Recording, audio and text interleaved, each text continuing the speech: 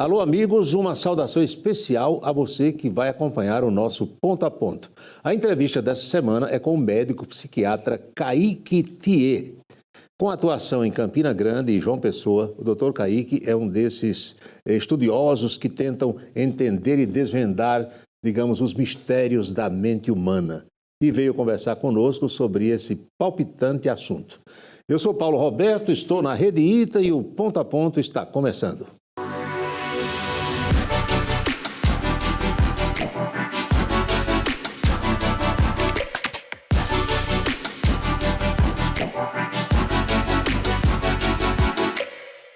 E a gente inicia a entrevista já agradecendo ao nosso convidado a presença no programa. Doutor Kaique, seja bem-vindo. Muito obrigado, Paulo. A gratidão é toda minha, é uma honra poder contribuir com o programa. Quem afirma que a sociedade está doente, tem razão ou não? Eu acredito que há verdade nessa afirmação, né? A gente vê, os números mostram que a quantidade de pessoas que está precisando de atendimentos em saúde mental, falando especificamente sobre essa parte da saúde, é crescente, né? A demanda por serviços de saúde, da psiquiatria, da psicologia é muito alta. Então, eu acho que há verdade nessa afirmação, sim. Pois bem, mas os problemas mentais sempre existiram, desde que o mundo é mundo, não é verdade? Exatamente. Eles estariam mais acentuados hoje? Eu acredito que se fala mais sobre isso, né, e que há algumas novidades nos tempos atuais, como as redes sociais, por exemplo, que intensificam alguns tipos de sofrimento, sabe, Paulo? Então, o acesso a cérebros imaturos, por assim dizer, pessoas mais jovens, adolescentes, a esse conteúdo todo que há disponível nas redes é em parte, algo que se mostra como um fator que aumenta a prevalência, a incidência do adoecimento psiquiátrico, né? Mas está certo, o adoecimento psiquiátrico sempre existiu, mas possivelmente a gente está vendo alguma piora por causa desse movimento das redes sociais, da globalização como um todo. Isso não podia ser somente positivo, acho. Sim, tem o seu lado ruim, digamos assim, não é? Exatamente. Eu percebo que parece-me uma necessidade de exibição. O sujeito chega num restaurante, aí pede lá um prato qualquer, quando o prato chega tem que fotografar, mostrar o que está comendo, o que está bebendo. Antes a gente não via isso, né, doutor? Pois é, Paulo, essa questão da imagem, né, assim que você traz, isso é muito importante. O ser humano é um ser social, isso não tem como a gente fugir disso. Então, a gente vai sempre pensar, obviamente, no que o outro pensa sobre nós mesmos, né? Mas parece que isso preocupa mais do que nós propriamente somos, não é? aí é onde está. A gente tem que estar atento ao limite entre o que é saudável, natural e aquilo que é patológico, né? Quando há sofrimento, quando você não consegue suportar o desconforto de não ter o que postar, por exemplo, isso sim é um sinal de que as coisas não estão caminhando bem. Mas essa coisa de prezar pela imagem é algo natural do ser humano. A gente só tem que ter cuidado com os excessos. Na minha infância, na minha adolescência, e acredito que até na sua infância mesmo, a gente gostava de sair na foto bonito. Um sorriso, né? Às vezes um semblante que nem é o normal da pessoa, nem o usual. Sim. Você faz aquilo para parecer mais feliz, mais alegre, mais bonito. Aí hoje você vê foto de pessoas fazendo careta, botando a língua de fora. O que é isso, doutor? Eu acho que se encaixa muito na época, né? Para tirar uma foto, quando você traz essa parte da infância, era um movimento todo, tinha que todo mundo se juntar para preparar. Hoje você tira uma foto na maior facilidade do mundo, né? Então, situações mais corriqueiras, mais cotidianas podem ser registradas. Há questões difíceis em relação a isso também, né? E aí acaba que os jovens usam de muitas maneiras. As poses atuais são muito diferentes das nossas épocas. É verdade. Com certeza. No mundo atual, eu percebo também que a concorrência entre as pessoas é muito maior do que antes, porque a população foi crescendo, não é? E todo mundo quer trabalhar, todo mundo quer viver bem, todo mundo quer ganhar dinheiro. Isso leva também a preocupações, distúrbios e, digamos, insatisfações? Com certeza, né? Eu acho que estamos falando muito sobre a atualidade, né? Então, há um senso de hiperprodutividade, né? As pessoas querem produzir cada vez mais, né? Eu corriqueiramente recebo no meu consultório pessoas que têm rotinas extenuantes, né, que trabalham durante o dia, estudam durante a noite e estão em busca de algum medicamento que possa fazer com que elas não se sintam cansadas, né? Assim, então, isso é desumano, por assim dizer. Esse excesso de produtividade, de competitividade, eu acho que é estimulado também pelo movimento das redes sociais, né? Hoje a gente tem acesso a coisas que antes a gente não tinha, a vida de famosos, a vida de bilionários, e isso faz com que influência, uma fantasia exagerada surja na cabeça das pessoas, né? Isso é muito prejudicial à saúde. Agora, a vida, ela é uma luta diária desde que o sujeito nasce. Né? Você para escapar no mundo de hoje, digamos assim, para sobreviver, você tem que viver batalhando, porque tem os perigos que nos cercam e tem as maldades dos semelhantes também, que infelizmente estão ao nosso redor. Isso. Como é que a gente pode falar sobre isso? Pois é, eu acho que a estar no mundo, né, é viver sob algum risco, né? A gente tem que se preparar para poder lidar da melhor maneira com as adversidades. As pessoas, cada cabeça é um mundo, como se diz, então aquilo que parece certo para um pode não ser para o outro. Então, é sempre bom você estar atento a com quem você está se relacionando, quais são as expectativas que você está colocando nessas outras pessoas, proteger também seus valores, sua moral. Eu acho que o respeito e a ética devem ser doutrinas que nos ajudam a seguir nesse caminho. Eu faço minhas pregações lá no rádio, parecidas, comparando mal, como dizia minha avó, com o que João Batista fazia no deserto, mas eu costumo dizer o seguinte, que você não deve ser mais um na multidão. Quem quer se destacar precisa, na nossa contemporaneidade, estudar, se atualizar, procurar o que tem de mais atual, a tecnologia, não é? Isso. Senão você não escapa. Isso. E isso leva as pessoas também a muitos problemas, eu percebo. Eu acho que é o tom com que se leva isso, né? Assim, porque ao passo de que todo mundo, de alguma maneira, quer se destacar, porque todo mundo quer avançar, quer ter mais possibilidades, existe também um momento em que todo mundo só quer passar despercebido, só quer ser normal. Há também aqueles que não querem aparecer, digamos. E eu acho que todos nós, em algum momento, sabe, Paulo? Eu acho que há momentos em que você está passando por uma situação difícil, por um dia difícil, e você não quer chamar tanta atenção assim, se destacar tanto assim. Eu acredito que tudo é uma questão de equilíbrio. A gente tem que saber que a competitividade, tentar se destacar no mundo é importante, pode nos levar além, mas também saber que nós não somos maiores do que ninguém, nem podemos mais do que ninguém também. Dá para dizer que tem gente que vem ao mundo só para fazer o mal? Isso é verdadeiro? Isso é complexo. Eu acho que afirmar do nascimento é muito, sabe, Paulo? Assim, existem muitas variáveis que vêm após o nascimento. Eu acho que isso... Então, tem alguma coisa genética, de carga genética nisso ou não? Há uma influência genética, né? A gente sabe que o comportamento humano ele também é direcionado pela genética, mas genética não é igual a se meu pai teve, eu também vou ter, né? Existe hoje o que a gente chama de epigenética, que é como o ambiente influencia na genética. Então, você pode ter toda a genética para o diabetes, mas ter um estilo de vida que faça com que você não tenha o diabetes, né? Então, né? Isso também é verdade para os adoecimentos psiquiátricos, né?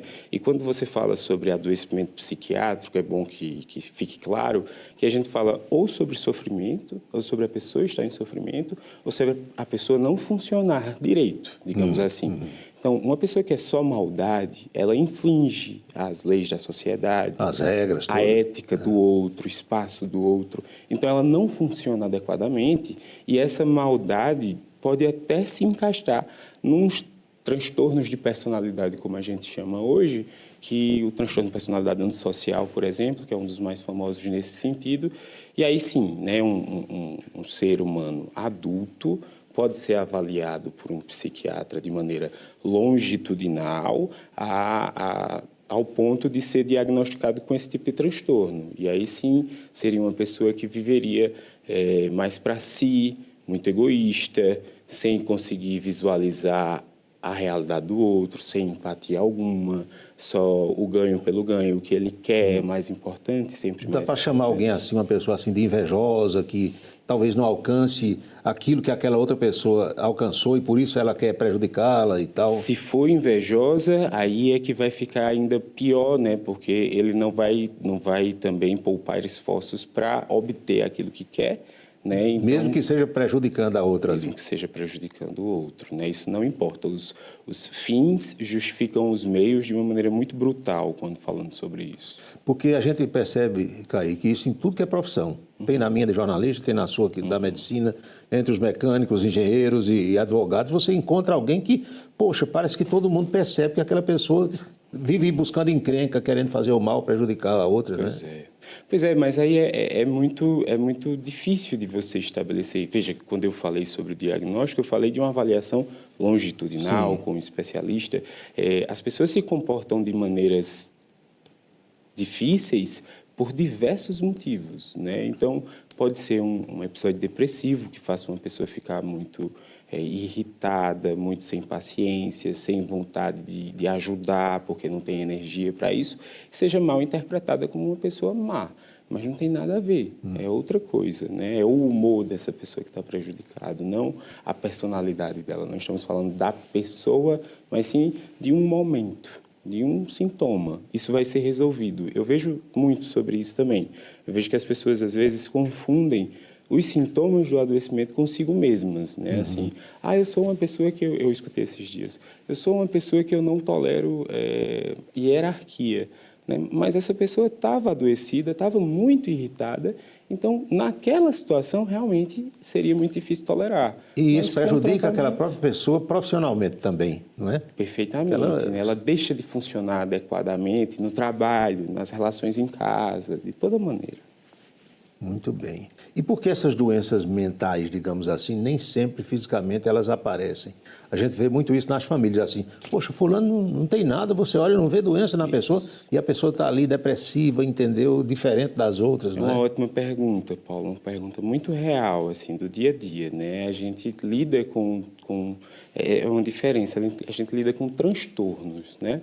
O transtorno é aquilo que você não consegue identificar de onde vem, como acontece perfeitamente. Então, a psiquiatria lida exatamente com isso. Quando as outras áreas da medicina falham em encontrar onde é que está esse adoecimento, esse sofrimento, porque é perceptível, apesar de não ter... Dizer, fulano não tem nada, não é? Mas a pessoa tem. Né? Mas, ao mesmo tempo, fulano está em cima de uma cama, sem conseguir trabalhar, sem conseguir se relacionar. Então, fulano não tem nada, mas, ao mesmo tempo, tem tudo, né? E isso é a área da psiquiatria.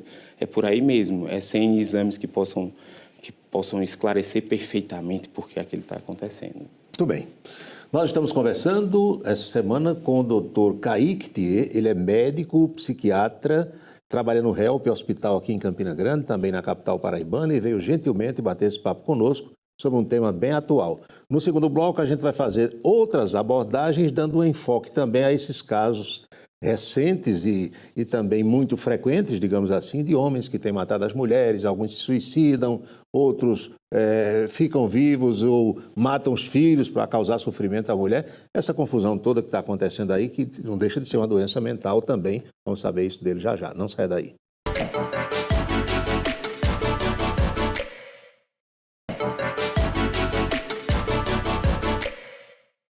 Estamos de volta com o Ponto a Ponto. Nosso entrevistado é o médico psiquiatra Dr. Kaique Thier. Veio gentilmente trocar ideia conosco hoje aqui. Conhece alguém que tem esse mesmo nome seu, com a mesma grafia ou não? Com a mesma grafia, não. Acho que a grafia é o detalhe aí que minha mãe caprichou.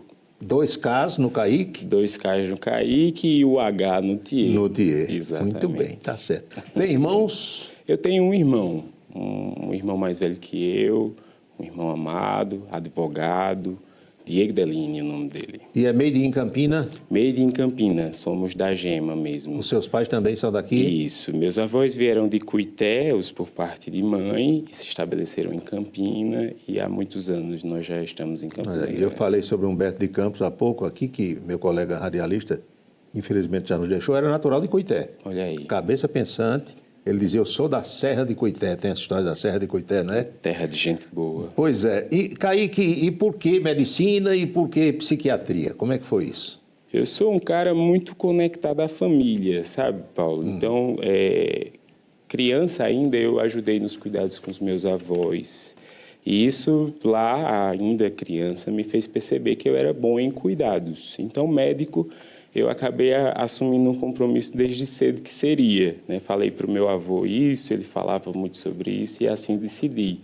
Já a psiquiatria em questão, né, que é a minha especialidade, veio depois, veio já porque eu mesmo passei por um processo de terapia, com uma psicologia, me encantei muito pelo trabalho da psicologia, pelo trabalho em saúde mental, e aí juntei as duas paixões e já entrei em medicina sabendo que queria psiquiatria já. A gente conversava aqui antes de iniciar a entrevista que você se formar naquilo que deseja deve ser algo saboroso, né, para a vida, para a personalidade, e depois ainda faturar um dinheirinho com isso, melhor ainda. Melhor ainda. Todo trabalho tem seu desafio, mas quando você faz com prazer e vocação, a coisa flui mais fácil. Pois é o meu caso aqui também. Muito eu bem. faço o que gosto e ainda ganho dinheiro com isso. Não Que tem nada bom, melhor Paulo, na vida, que né? bom, que Tem bom. nada melhor.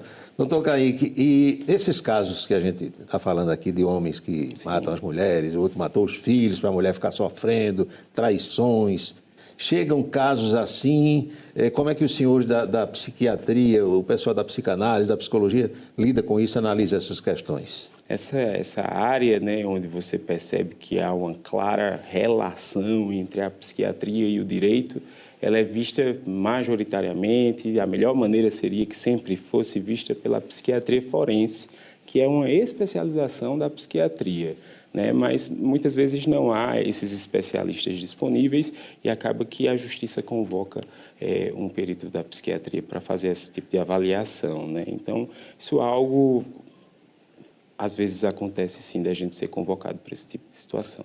Isso ocorre com pessoas, digamos, que não resistem em certas situações, seria uma fraqueza daquela criatura.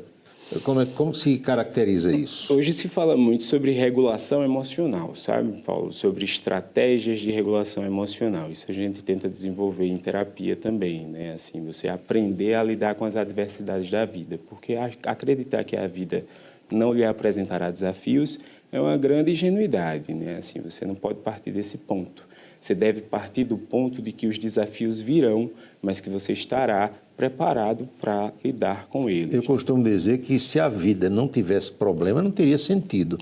A gente vê muitos suicídios hoje na Holanda, Noruega, Dinamarca, os países nórdicos ali, onde o padrão de vida suíço é lá em cima e o povo de tédio acaba se matando, porque não tem bronca para resolver, como a gente diz, não é verdade?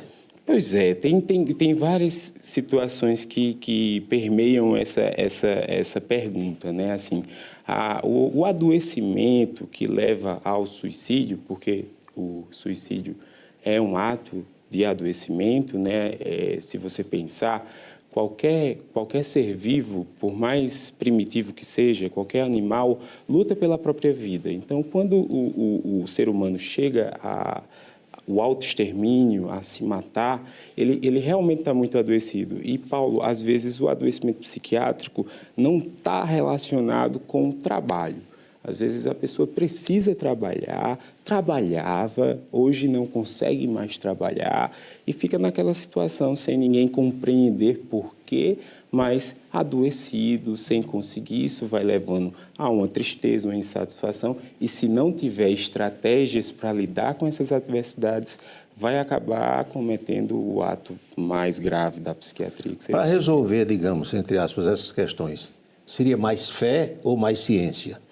Eu acho que a gente não precisa ser dicotômico nessa resposta, né? A gente pode dizer que mais fé e mais ciência. Acho que as duas coisas juntas caminham de mãos dadas para o fortalecimento da sociedade, né? Então, eu vejo nos grupos religiosos, nos pacientes que frequentam as igrejas, os templos... Centros espíritas. Exatamente, todos os templos, né? Todas as religiões, eles têm uma comunidade, eles estão em sociedade, eles são acolhidos, eles se reconhecem no outro. Isso ajuda? Demais. A música, a palavras de boa fé, a comunhão, isso tudo é saudável, faz bem para a saúde. Nós somos seres sociais, nós não podemos viver isolados. A religião age perfeitamente nesse sentido. Eu tenho a impressão, mas é apenas uma impressão minha, de que o legislador brasileiro pecou ao caracterizar o chamado feminicídio como sendo um crime praticado por homens que odeiam mulheres. Eu discordo disso pelo seguinte, porque, sendo assim, ele mataria qualquer mulher que encontrasse pela frente, se ele não gostasse de mulher. Mas ele dirige-se de forma violenta àquela mulher, a quem ele atribui uma, digamos, traição, uma coisa que ofendeu a si. Qual é a sua visão, ou como é que a ciência poderia ver isso, doutor? Eu acredito que podemos partir para a resposta dessa pergunta do seguinte ponto. O feminicídio ser caracterizado como o ódio pela mulher, o crime foi cometido por causa que aquela pessoa era uma mulher. Esse é o motivo base do crime. Mas se fosse um homem que ele convivesse com outro homem e tivesse, digamos, cometido aquilo que ele considera um crime da mesma forma que a mulher cometeu, ele mataria o homem também. Pois é, mas essa não é a situação que está sendo noticiada, né? Essa não é a situação do dia a dia, corriqueira. Por exemplo, uma outra forma de violência contra a mulher é a violência sexual. Aí Sim. Você pode dizer, mas os homens também podem ser vítimas de violência sexual. Em muito menor escala, né? Mas 90% dos casos são femininos, né? Então, a gente percebe um direcionamento para esse sentido, né? Assim, o ódio pela mulher não pode ser contra-argumentado como sairia matando qualquer mulher, porque ele mata quem ele acha que tem motivo para fazer isso, né? Quem machucou ele especificamente. E por ser mulher, é passível de ser morta, né? Essa é a lógica por trás desse crime, né? A legislação, inclusive, tenta avançar agora, né, recentemente, com a misoginia, né, que é uma outra vertente. Uma outra vertente que tenta equiparar a misoginia aos crimes de racismo, de LGBTfobia. Como é que um profissional como o doutor Kaique absorve essas questões que lhe chegam no dia a dia, nos hospitais, nas clínicas, nos consultórios? Porque vocês são uma espécie de para-choque das pessoas que chegam com problemas. Dá para sair ali do consultório, limpou a mente, fechou a porta, deixou para trás, ou vai sair dali pensando naquele caso, vai dormir pensando naquilo? Como é o dia a dia? Sim, com certeza. A gente leva para casa, né, muita coisa. Os casos mais difíceis, mais graves, eles estão sempre em algum lugar aqui da cabeça. Mesmo né? que você queira se desligar, às vezes não consegue. A responsabilidade também com o paciente, né? Isso é importante. Mas lógico que saber também ter os seus momentos de lazer, seus momentos com a família, a psicoterapia, né? Tudo isso faz com que a gente consiga ser esse para-choque aí que você está falando. E como tratar esses seus pacientes? Apenas a conversa pode resolver, uma terapia aqui, ou tem que ser um medicamento? Como é que se expõe? Isso é muito, muito técnico, né? Assim, a gente consegue ter critérios muito firmes para determinar se um paciente deve ser tratado somente com psicoterapia, somente através da fala, ou se devemos ter alguma intervenção medicamentosa, ou se precisaremos, na verdade, que é o mais comum, de tudo isso junto, inclusive exercício físico, dieta, se expor ao sol, ter lazer, uma qualidade de vida, tudo isso é terapêutico para a saúde mental. E o medicamento é uma tecnologia assim que nos levou além, sabe, Paulo? Antes a psiquiatria ela era vista de outra maneira. O remédio hoje fez com que muita coisa fosse possível. E hoje sua atuação é aqui no HELP, em Campina Grande? Isso. Em João Pessoa é no Juliano Moreira. Juliano Moreira, colônia, chamado muito tempo de colônia, Juliano. Hoje é o Complexo Psiquiátrico Juliano Moreira, exatamente para tentar tirar um pouquinho do estigma do passado, da época manicomial, né? E essa coisa do paciente hoje não ir mais para manicômio, ficar mais em casa, a família cuidar, isso é positivo? Existem casos graves, né, Paulo? Casos muito graves e a falta de assistência social, assim, a falta de suporte, uma família estruturada. Porque, veja, isso me encanta, né? Assim, se você entende que uma família pode ser destruída pela saúde mental, como você falou desses casos, e que pode restar um filho, uma mãe, esse filho que resta, ele não vai conseguir crescer saudável diante de tudo isso que está se impondo, não é verdade? Então, é uma coisa que desestrutura a família e a sociedade, e às vezes o adoecimento vem em cima disso e não tem quem cuide do paciente. Então, os hospitais psiquiátricos ainda existem, as internações ainda existem, né? Mas a gente se esforça muito para que sejam de curta permanência, que a gente consiga... Porque há casos de pessoas violentas, né, que às vezes agridem os familiares. Exatamente, né? o critério para internar é oferecer risco a si mesmo ou ao outro. Não há outro critério que justifique a internação psiquiátrica que não esse, né? O paciente tem que estar realmente oferecendo risco, né? E isso é que faz com que ele seja internado. Para a gente concluir, doutor Kaique, a história do baixo ou do alto astral. Isso é possível a pessoa mentalizar, eu quero ser uma pessoa de alto astral e viver rindo, alegre, feliz, contente, satisfeita, ou alguns querem e não conseguem? Eu acho que, na verdade, se fosse por querer, todos queriam ser alto astral, né? Eu acho que o astral ou o humor da gente, ele é variável. Ninguém consegue viver sempre alto astral, por mais que mentalize essa ideia, né? A vida nos impõe desafios, como falávamos mais cedo. E aí o baixo astral vem, mas o importante é saber que isso também está tudo bem com baixo astral, né? A gente pode sentir isso, vai passar também. Tudo Você não pode passa. viver permanentemente de astral baixo. Tudo passa. Ou de mau humor, né? Se não passar, Aí... é adoecimento, deve procurar ajuda. Nós estamos de alto astral com a sua presença aqui no programa. Eu fico muito feliz. Passarei o dia de alto astral também. Kaique, muito obrigado por ter vindo ao programa. Estamos às ordens. Eu que agradeço, meu amigo. Foi um prazer. Prazer enorme. E a você de casa, o nosso melhor agradecimento. A gente marca encontro para o próximo Ponto a Ponto. Felicidades para você e até lá.